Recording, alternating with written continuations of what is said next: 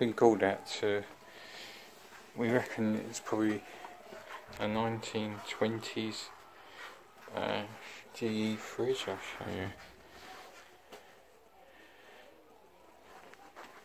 They said the same model was featured in Downton Abbey.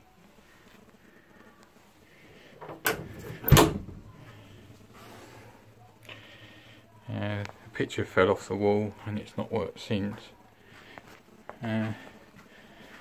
Done some checking and it's probably rewired, I'd say in the 60s or so, and it's got like vulcanised rubber cable in it. It's in pretty poor shape. Stuff like that. Yeah. Perished right the way through. So, goodbye 1960s. Hello 2017. So I've rewired it to the compressor. Everything else checks out okay. Just got to put the plug on now. Yeah, knocked the socket off the wall as well, and the neutral is out on it. So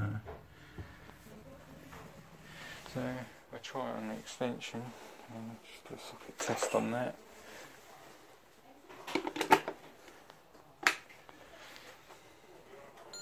That's all good. So.